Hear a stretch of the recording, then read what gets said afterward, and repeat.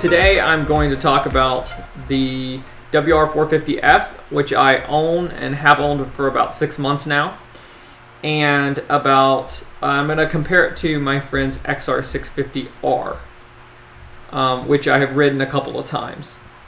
And even though I don't have a lot of experience with that bike, let me share you the experiences that I've had. So basically, these are two of the best of the older dual sports out of Japan. The XR650R is the older bike. It was designed as the race bike for the Dakar and for the Baja 1000. So it was designed to race across the desert, and this was before they had 450cc limits on the bikes. So they could be 650cc, and they made it made somewhere between 65 and 70 horsepower kind of thing. You can uncork them, change the exhaust, and change the throttle stop and things of that nature, and make them a little bit more powerful, right? The WR450, mine is a 2006, and it came from the YZ450 race bikes. So they went through a few iterations. They had the WR400, and they went to the 426, and then they settled on the 450 that's based on the motocross bike. Now WR means wide ratio, so they went to a wide ratio gearbox, and it has electric start, and it's a little bit more friendly for the trails. It's enduro tuned. They're both highly sought after because they both have bulletproof, reliable engines. They run for thousands of kilometers without work.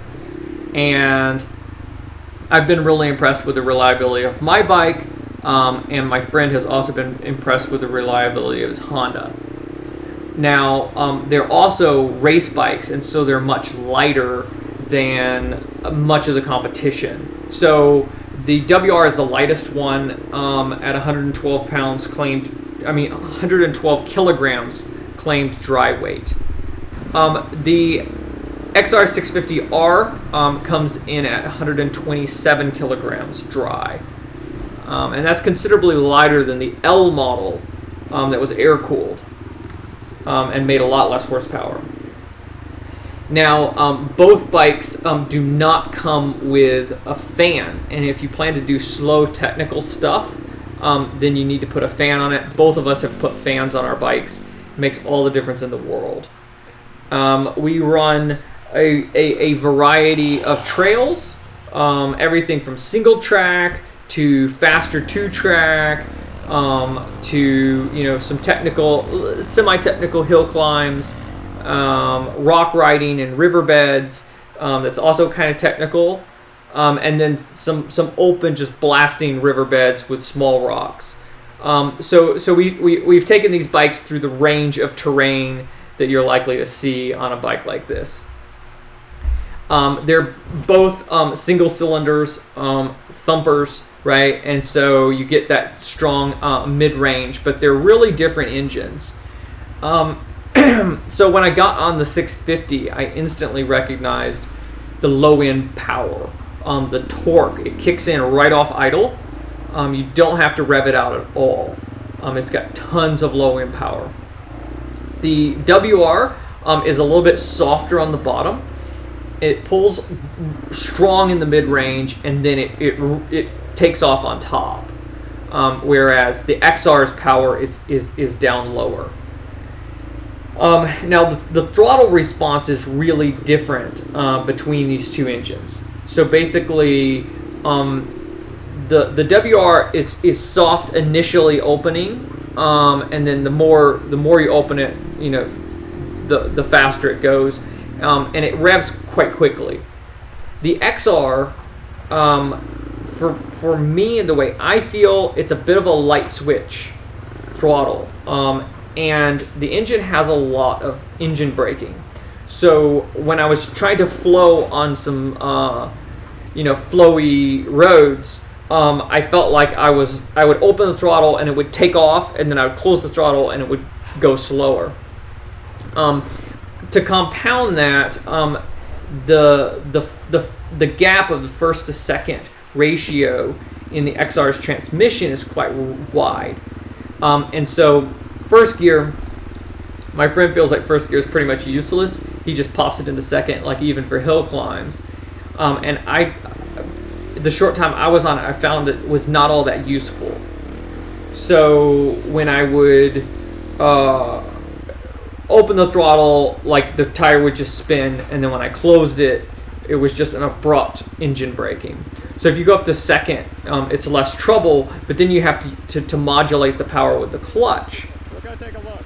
And the clutch is quite heavy. The clutch is heavier on the XR than it is on my 450. And also other bikes that I've ridden. So it's quite a bit of work to ride. But if you can get some open terrain, you realize like why it's such a good bike. So the suspension on the two bikes is quite different. I'm not sure of the brand. I will look it up and put it below of the XR, but it's a conventional fork, and it's quite raked out. So you feel in the front end, you feel a lot of movement going on. Like it kind of feels clunky. The rear shock seems great. I took it off a couple of jumps, and it lands just so soft. It's like pillowy soft when you land. Really well damped. The WR Yamaha has a KYB suspension, and I'm really super impressed with it.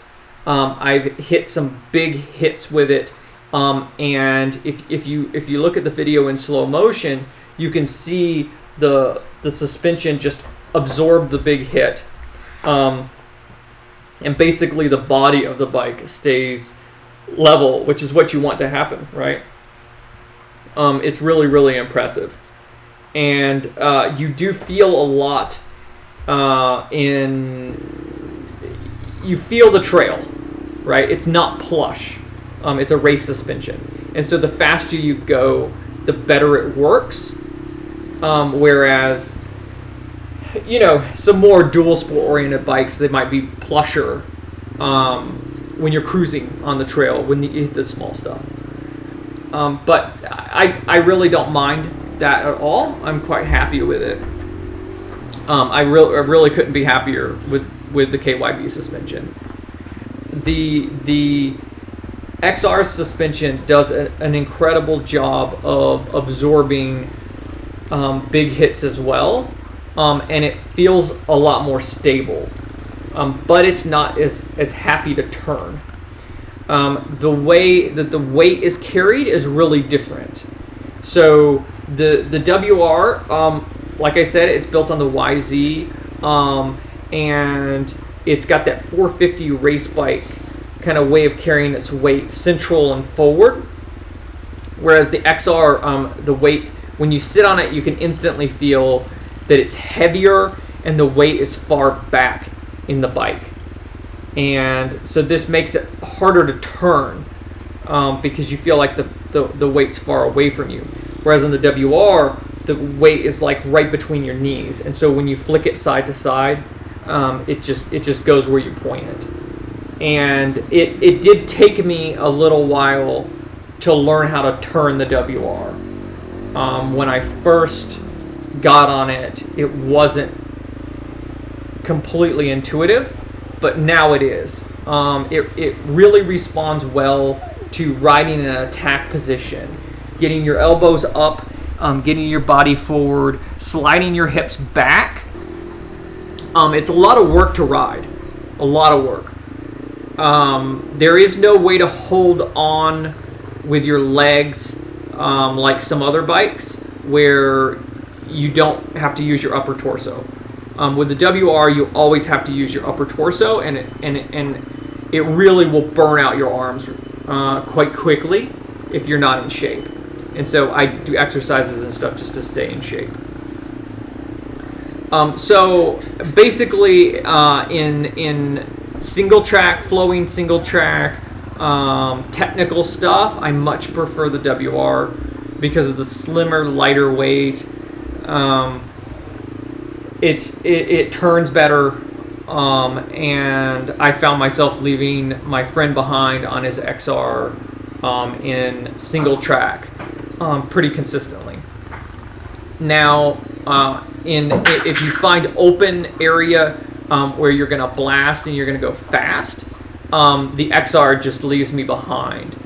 I don't feel confident to race across the small stones that you find in riverbeds.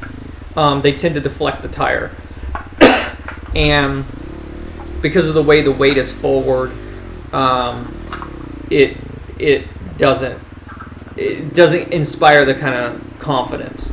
Whereas my friend would just walk away from me on the XR. He was just gone. And it was incredible how quickly it can move on those riverbeds. So all depends on what kind of stuff. It all depends on what kind of stuff you like doing. Whether you'll enjoy the WR more or you'll enjoy the XR650R. I think they're both great bikes, and I would highly recommend them both because even my bike is a 2006. It's 14 years old. His is a 2003. 17 years old. They're fantastic bikes, and I think they're going to run for many years. As long as you take care of them, and they don't require the maintenance that a modern KTM or Husqvarna or even a modern YZ would require. They're really reliable, well-made dual sport bikes. And so if you're in the market for one, definitely consider these two and have a look at your used market.